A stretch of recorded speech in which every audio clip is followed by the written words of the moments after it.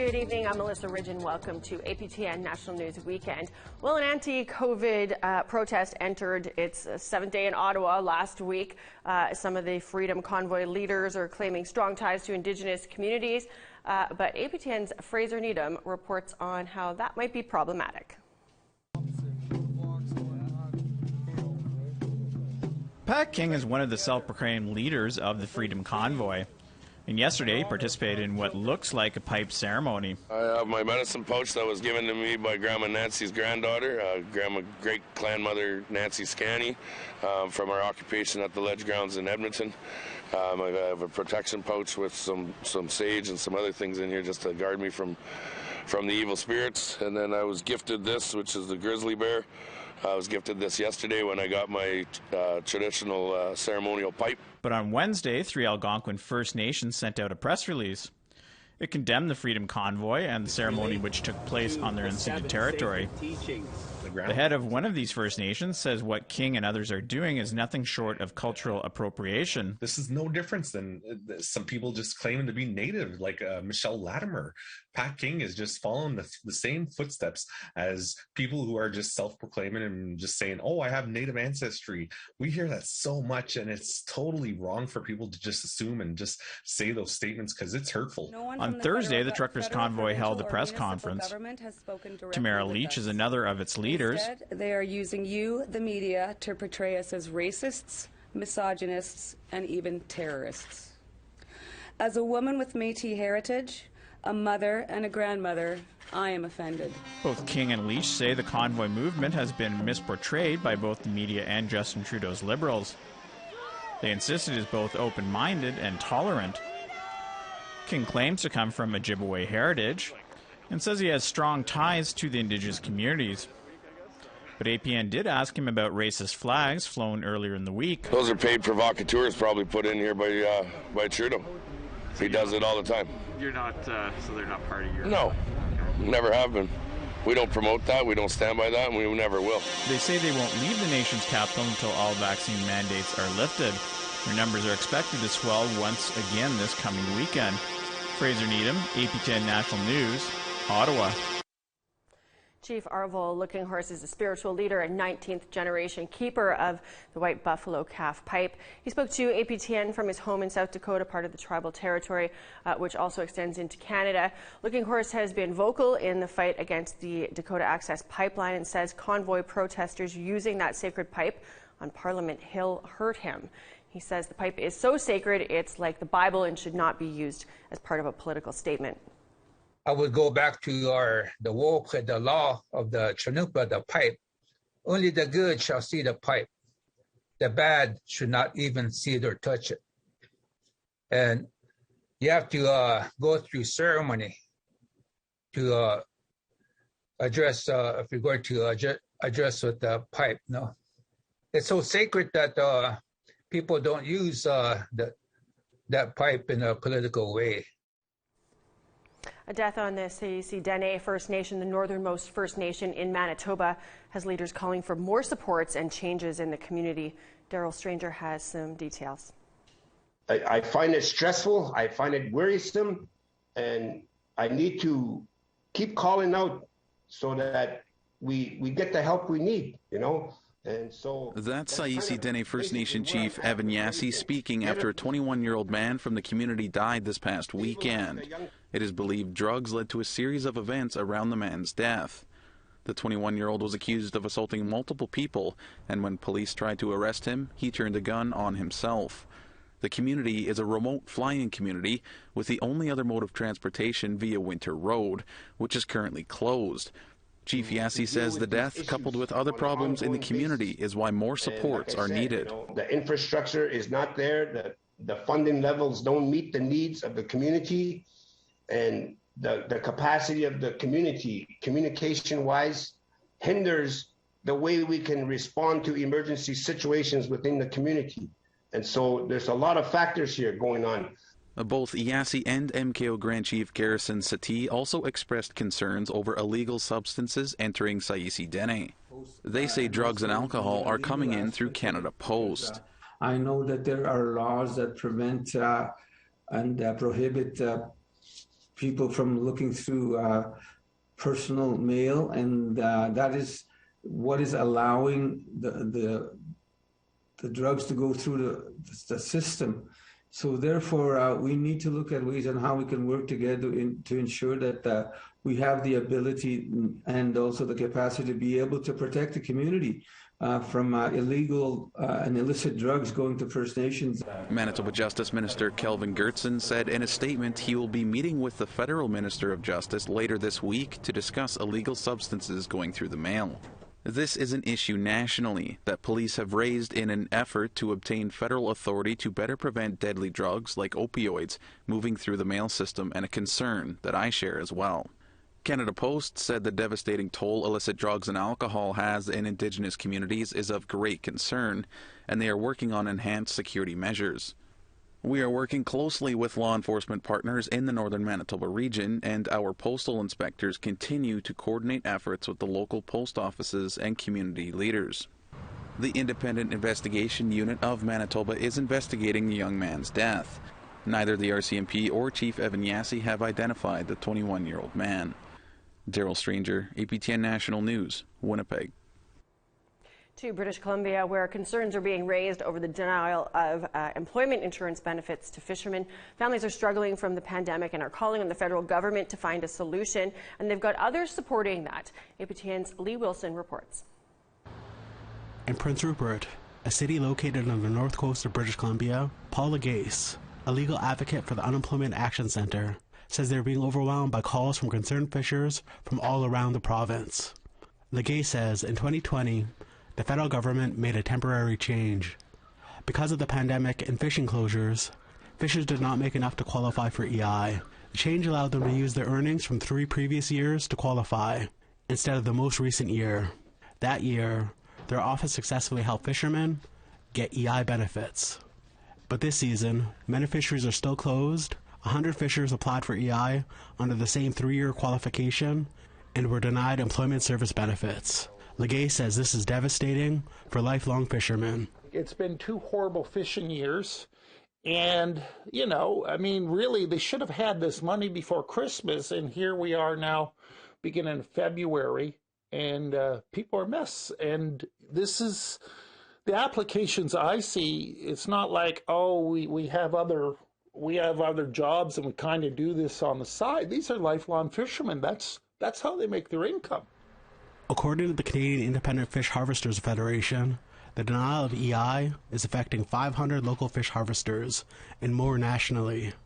Legay says he was in touch with Skeena Bulkley Valley NDP MP Taylor Backrack. Last week, Backrack wrote a letter to the federal employment minister expressing his concerns. These fishermen applied in good faith based on widespread understanding of the modified eligibility rules.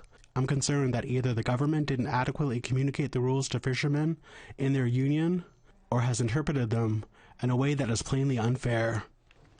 We reached out to Employment and Social Development Canada for a statement, but did not hear back before airtime. The Unemployment Action Centre says they have filed reconsiderations to the government, but those have also been denied. The Gays hopes the government reverses their decision on the denial of the employment insurance benefits for the fishermen. Be good on your promise. It's simple to do the right thing here, and but stop dragging it out. It's an insult to our fishers and workers, and we're trying to help with it. I mean, we didn't create this chaos. Leo Wilson, APTN National News, Prince Rupert. Despite efforts from Indigenous leadership, the proposed Grassy Mountain coal mine in southern Alberta will not be going through. In June, a joint federal-provincial panel said the mine by Benga Mining wasn't in the public interest. Then Benga, the Piikani and Stoney Nakoda nations requested to appeal that decision, stating that it would benefit the communities economically.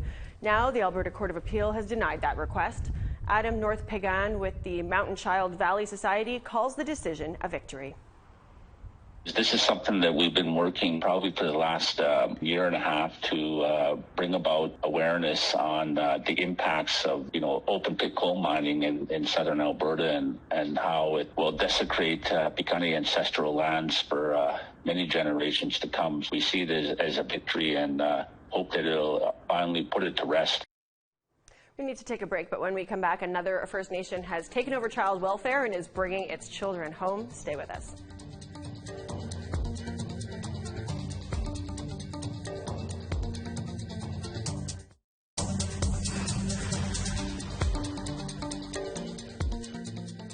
Welcome back. The Cold Lake First Nation in Alberta has built their own child welfare program just 2 years after Bill C-92 passed, and they've begun bringing children home from provincial child welfare. APTN's Chris Stewart has more.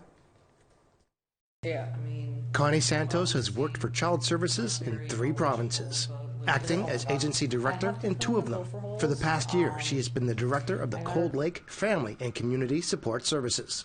With the passing of Bill C-92 in 2019, the bill gives Indigenous communities the power and authority over their own child and family services.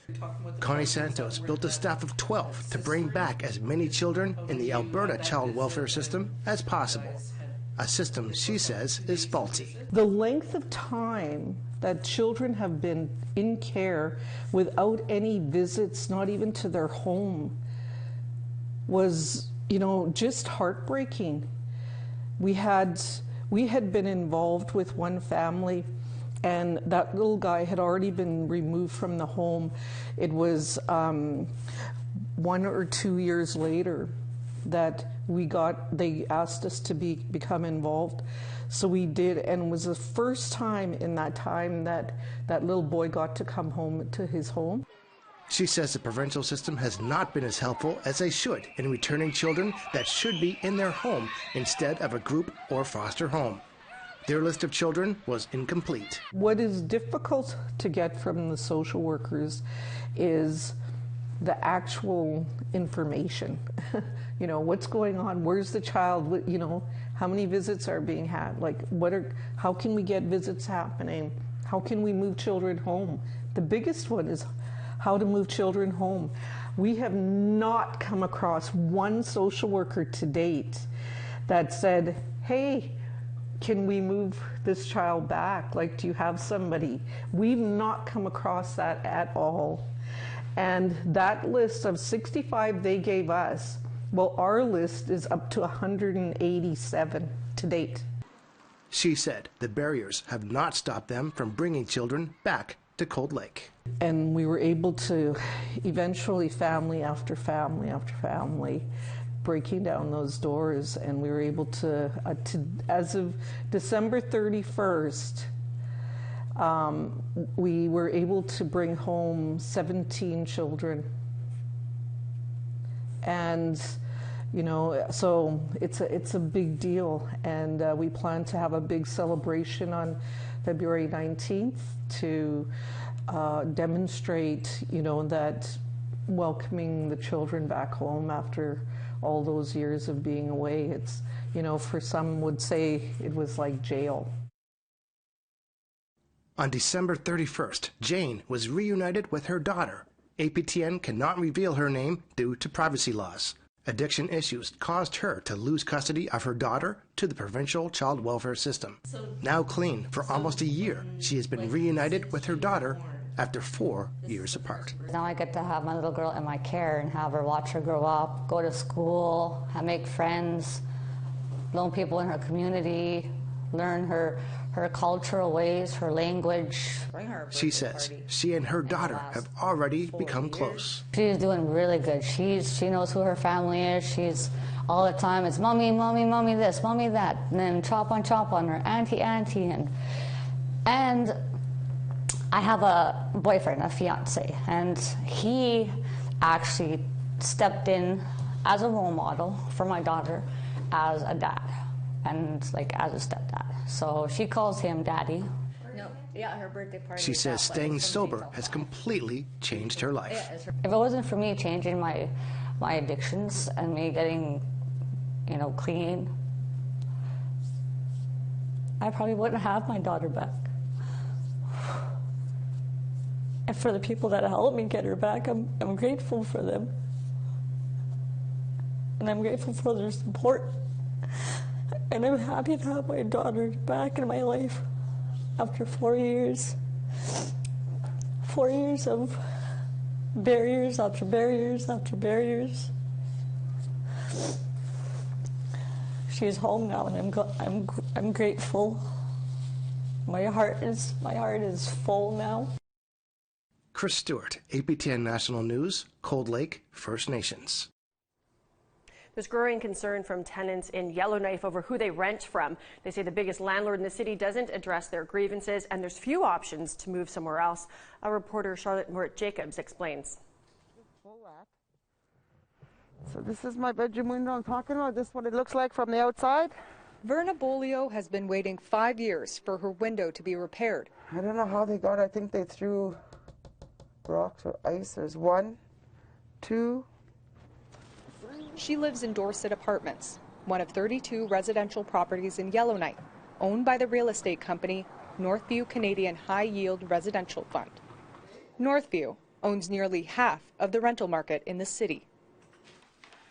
After writing to everyone she can think of asking for help, she's turning to media. I feel like I'm being ignored, and I feel that the more I complain, the more they ignore me, because it's becoming a burden to them and to me, complaining too much. And if it's too cold out... Bolio's apartment is frigid. I have to use my oven for heat. I put on my oven at night and I shut it off before I go to sleep. Just when I'm going to go to sleep, I shut it off, and I leave it on 4 to 6 to 8 hours, depending how cold it is. At every turn, there's issues. My bathroom door, it's really been roughed up. It's coming apart, as you can see. It's not even hanging on here. It warped here before, warped this way before. It's got nails on it to keep it closed. There's a patch up there, a stain from when it rained in my bathroom more than once. And it doesn't get hot. And this is getting cold now, like it's going down. The Yellowknife Housing Authority subsidizes her rent and is responsible for voicing concerns to Northview. The local housing authority did not respond to APTN's request for an interview. It was when I first moved in here in 2016. Someone tried to break in my place, climb in my window, and now it's broken. If you open it, it's going to fall out. She also worries about her safety. This was pushed in from somebody outside. I called them and asked them to fix it. They came in, they put this here and left that like that. Never came back. Her story is one of many. Members of Yellowknife community groups on Facebook routinely express frustrations about renting from Northview. Rant, anyone else live in a Northview building and your heat not on yet? It's the middle of November and we are frozen. I've called 3 times now and nothing. So don't miss renting from them. They're even called slumlords now. Original owners of those buildings would be shocked and disgusted how their once well looked after buildings are now gone to the dumps. APTN speaks with a tenant who does not wish to be named in fear of backlash from her landlord, Northview. She's been here 2 years. She says her sprinkler system has never worked and her furnace had went without being serviced. So hypothetically, if everybody in this 50-unit complex pays $2,200 a month, they're getting over $100,000 a month in just one area. They owned pretty much everything in here, and you cannot simply tell me that they don't have enough money to create a budget dedicated purely to northern problems. APTN reached out to Northview, who declined an interview. For Bolio, who is on permanent disability, she says she has no alternatives but to stay put. Charlotte Mort-Jacobs, APTN National News, Yellowknife. Well, it's time for one more break, but when we come back, a BC family's dog makes it big on a popular American TV show. We will tell you all about it when we come back.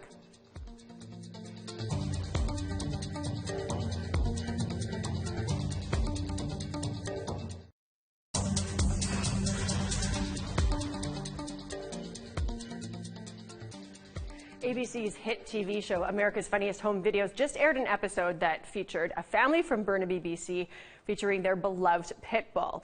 APTN's Tina House has the story on how they did on the show and what led to the video that was submitted. Kilo, come on.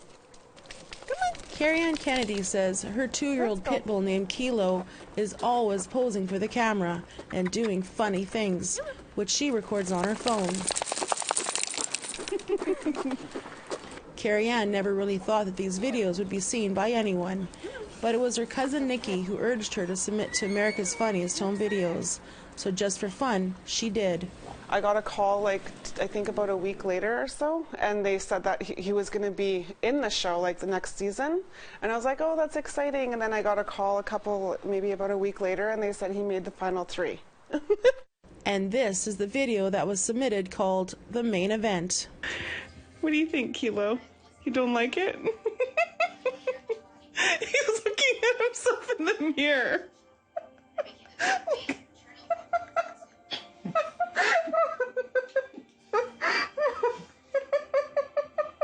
If he wins first place, he'll win $10,000. Second is 3, and third is 2.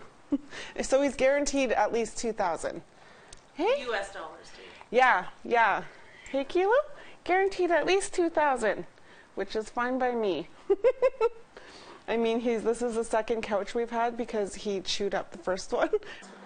Because of COVID restrictions, the production sent Carrie Ann a light ring, camera, and laptop to film her interview with the host, instead of traveling to the studio in Los Angeles, California. And 1 month later, we were back to film the night the episode aired, and the family got to watch Kilo's starring debut and find out in which place he won in the competition. Kilo! Look, Kilo! Oh my God, is that you? Kilo, are you on TV? He's watching himself. Is that you? Is that you on TV? And the winner of the $10,000 in tonight's funniest home video is Little Doggy That Could Have Been by Brandy Gleason. You got second place! Oh my gosh! And how does Kilo feel about the big win? Kilo, you just won $3,000 US. How does that feel? How does it feel, Kilo? Does it feel good? How does it feel? And like any humble winner, he didn't have a lot to say. But his family will be going shopping for another couch very soon. Tina House, APTN National News, Burnaby. After 2 years, the NFL's Washington football team finally has a new name. They're now going to be called the Washington Commanders. After years of mounting pressure from Indigenous groups, several sports teams have changed their names recently, including football teams in Edmonton, Alberta, and now Washington, D.C. The Washington team was founded in 1932. It's their 90th season in the NFL. Well, that is your weekend news. Thanks so much for joining us. I'm Melissa Ridgen. We'll see you back here on Monday when Daryl Stranger will be bringing you all of the latest news. Have a good weekend until then.